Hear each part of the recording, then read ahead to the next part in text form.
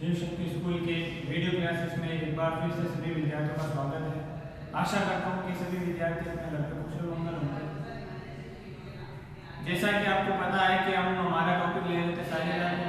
साझेदारी के पहले वीडियो में हमने पढ़ा था साझेदारी का अर्थ, साझेदारी की विशेषताएं और साझेदारी संलेख किसे कहते हैं। अर्थ में मैंने आपको बताया था कि जब दो या दो से अधिक व्यक्ति मिलकर किसी व्यापार को संचालन करें और उस व्यापार से होने वाले लाभ अथवा हानि को किसी निश्चित अनुपात में बांटने का समझौता करते हैं तो उसे हम उस व्यापार को हम साझेदारी व्यापार कहते हैं। साझेदारी व्यापार में पूंजी लगाने वाला प्रत्येक व्यक्ति व्यक्तिगत रूप से अलग अलग रूप से साझेदार कहलाएगा और सामूहिक रूप से एक फर्म कहलाएगी। इसके बाद मैंने आपको बताया था कि साझेदारी की विशेषताएं जो डेफिनेशन के अंदर ही छुपी हुई थी कि दो या दो से अधिक व्यक्ति होने चाहिए, एक अकेला व्यक्ति अपने आप से साझेदारी नहीं कर सकता। पहली विशेषता दो या दो से अधिक व्यक्ति होने चाहिए। दूसरी विशेषता उनके मध्य व्यापार होना चाहिए। अगर चार व्यक्ति बैठ के चार बंदे बैठ के बातचीत कर रहे हैं, कोई गेम खेल रहे हैं तो उनके मध्य साझेदारी नहीं होगी, उनके बीच में व्यापार होना जरूरी है। व्यापार के बाद में उस व्यापार से जो भी लाभ अथवा हानि होती है उस लाभ अथवा हानि को वो एक निश्चित अनुपात में बांटने का समझौता करें। तो चौथा पॉइंट हमारे पास आ जाएगा, एक तो लाभ हानि बांटना, तीसरा पॉइंट, चौथा पॉइंट हमारे पास आएगा समझौता होना। समझौते को ही हम कहते हैं साझेदारी संलेख। साझेदारी संलेख के बारे में मैंने आपको बताया था, साझेदारी संलेख जो होता है वो लिखित अथवा मौखिक हो सकता है। लिखित अथवा मौखिक हो सकता है, लेकिन भविष्य में होने वाले लड़ाई झगड़ों से, विवादों से, डिस्प्यूट से बचने के लिए ये साझेदारी संलेख जो है लिखित में होना जरूरी है। लिखित रिटर्न होगा तो किसी भी प्रकार का लड़ाई झगड़ा, कोई भी विवाद होने की संभावना नहीं होगी।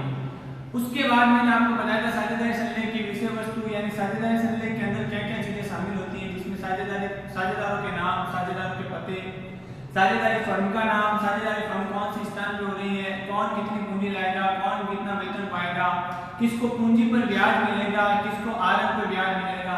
ये हम 11वीं क्लास में भी पढ़ चुके हैं कि कोई भी व्यापार का मालिक जब व्यापार में पूंजी लगाता है तो वो व्यापार के लिए दायित्व होती है, एक तरह की लायबिलिटी होती है।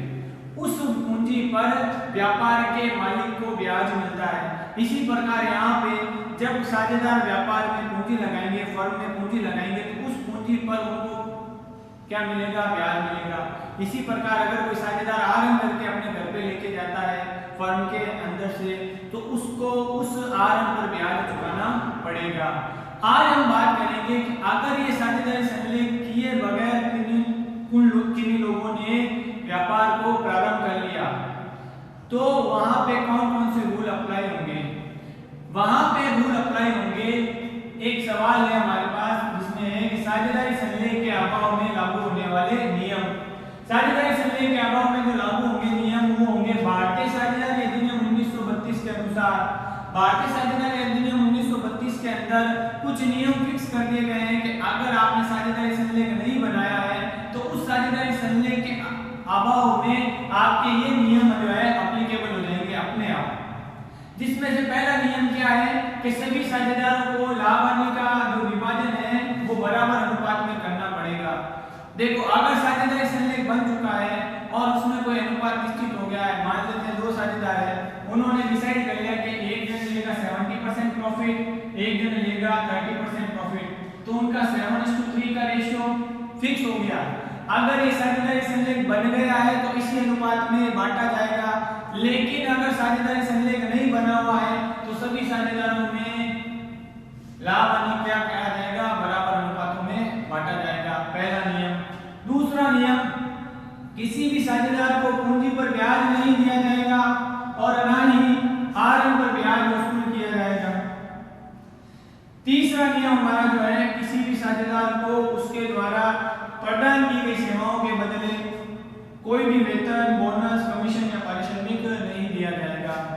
अभी मैंने बात की थी कि साझेदारी संलेख की जो फीचर्स होते हैं, जो हमारे पास मुख्य विषय वस्तु होती है उसके अंदर लिखा हुआ होता है कि किस साझेदार को कितना वेतन मिलेगा, कितनी कमीशन मिलेगी, कितना बोनस मिलेगा। अगर ये साझेदारी संलेख में डिसाइड हो रखा है तो उसी के अकॉर्डिंग काम होगा। लेकिन अगर हमारे पास साझेदारी संलेख नहीं बना हुआ है तो वहां पे किसी भी साझेदार को सैलरी, वेतन जो भी है, बोनस, कमीशन नहीं दिया जाएगा। इसके बाद चौथा रूल आता है हमारे पास, यदि किसी साझेदार ने पूंजी के अतिरिक्त ऋण के रूप में कोई धन फर्म को दिया है। पूंजी तो अलग से लगाता ही लगाता है। मान लो पूंजी के अलावा किसी कभी व्यापार को और एक्स्ट्रा पैसे की जरूरत पड़ रही है और हम कहीं से लोन लेने जा रहे हैं, कोई धनी साझेदार है, कोई साहूकार साझेदार है, वो कहता है आप बाहर से लोन मत लेके आओ, मैं दे देता हूँ आपको लोन, तो वो पूंजी के अलावा क्या है, एक तरह से लोन है। तो अगर ऐसे लोन के ऊपर उसको ब्याज दिया जाता है तो साझेदारी संलेख के अंदर इसके लिए कोई ना कोई रूल्स बना हुआ होता है कि उसको 10% ब्याज देना है, 8% देना है, जो भी 12% देना है। लेकिन अगर साझेदारी संलेख में ऐसे ऋण के संबंध में कोई भी प्रावधान नहीं बनाया गया है तो ऐसी कंडीशन में उसको लोन पर 6% वार्षिक दर से ब्याज दिया जाएगा। ये बात आपको याद रखनी है, 6% वार्षिक ब्याज दिया जाएगा। उसके बाद 5वां रूल हमारा अपना ही होता है कि सभी साझेदारों को प्रबंध और संचालन में भाग लेने का अधिकार होगा। कोई भी साझेदार किसी भी साझेदार को ये नहीं कह सकता कि आप इस फर्म के संबंध में कोई फैसला नहीं लोगे।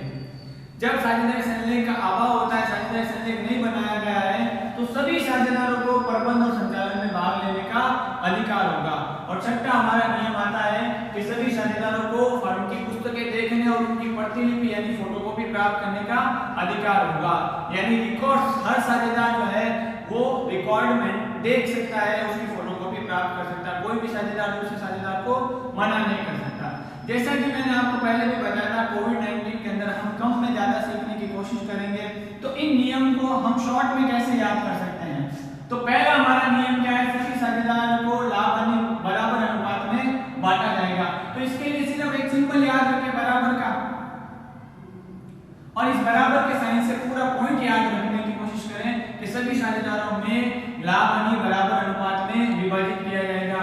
दूसरा है किसी भी साझेदार को पूंजी पर ब्याज नहीं दिया जाएगा और न ही आरएम पर ब्याज दिया जाएगा। तो interest on capital IC, interest on drawing ID, ये दोनों ही हमारे पास नहीं होंगे। ना दिया जाएगा पूंजी पर ब्याज, ना आरएम पर ब्याज लिया जाएगा। तीसरा पॉइंट हमारे पास है किसी भी साझेदार को सैलरी, बोनस, कमीशन, रेम्युनरेशन, पारिश्रमिक नहीं दिया जाएगा। तो इस तरीके से आप छोटे छोटे पॉइंट्स बनाकर उनको इमेजिनरी डाटा के रूप में शेयर कर सकते हो, जिससे एक बड़ी लाइन आपके पास बन जाए। क्या लिखा, सैलरी, बोनस, कमीशन, रेम्युनरेशन नहीं दिया जाएगा। उसी के बाद चौथा पॉइंट है कि अगर साझेदार कोई लोन देता है तो उस लोन के ऊपर 6% वार्षिक दर से ब्याज दिया जाएगा। और ये 2 पॉइंट जो है थ्योरी के हैं। ये चारों पॉइंट आपको याद रखने हैं, आगे हमारे प्रैक्टिकल क्वेश्चन जब होंगे तो उसमें काम आएंगे। अब ये चारों पॉइंट जो हमने सीखे हैं उनसे रिलेटेड क्वेश्चन की बात करते हैं। काफी बार एग्जाम में पूछा जाता है। सबसे पहला सवाल तो ये पूछा जाता है डायरेक्ट कि साझेदारी संलेख के अभाव में लागू होने वाले नियम बताइए। 4 नंबर के अंदर पूछेंगे तो 4 नियम बताने पड़ेंगे, 2 नंबर के अंदर पूछेंगे तो 2 नियम बताने पड़ेंगे। एक तो सीधा सवाल ये पूछा जा सकता है। दूसरा सवाल ये पूछा जा सकता है किसी भी बॉन्ड से रिलेटेड कि मान लो ए और बी साझेदार है, उनके भी मध्य साझेदारी समझौता नहीं हुआ है, साझेदारी संलेख नहीं हुआ है, और ए ये मांग करता है कि उसको 10,000 रुपए सैलरी दी जाए। तो वहां पे क्या नियम लागू होगा, क्योंकि हमारे बीच में साझेदारी संलेख नहीं बना हुआ है तो सैलरी का नियम है कि सैलरी दी नहीं जाएगी। तो वहां पे हमें आंसर लिख के आना पड़ेगा कि वहां में सैलरी एक की जो मांग है वो गलत है, क्योंकि साझेदारी संलेख के अभाव में लागू होने वाले नियम के अनुसार किसी भी साझेदार को वेतन, बोनस और कमीशन नहीं दिया जाएगा। इसी प्रकार आपको पूछा जा सकता है ए और बी साझेदार है, ए ने फर्म को 50,000 का ऋण दिया हुआ है, साझेदारी संलेख नहीं बना हुआ है। अब ए मांग करता है कि उसको 10% वार्षिक दर से ब्याज दिया जाए लोन पे, तो ये भी मांग उसकी नहीं मानी जाएगी, क्योंकि साझेदारी संलेख जो है उसके अभाव में लागू होने वाले नियमों के अकॉर्डिंग हमारे पास उसको 6% वार्षिक दर से ब्याज ज्यादा नहीं दिया जा सकता। तो इन पॉइंट्स को याद रखें, इन पॉइंट से रिलेटेड जो क्वेश्चन बन सकते हैं वो भी मैंने आपको बताया। आपको अगर वीडियो पसंद आया है तो लाइक करें, शेयर करें और चैनल को सब्सक्राइब करें। चैनल के आइकन के पास में जो बेल आइकन दे रखा है उसको दबाएं ताकि जब भी नया वीडियो आए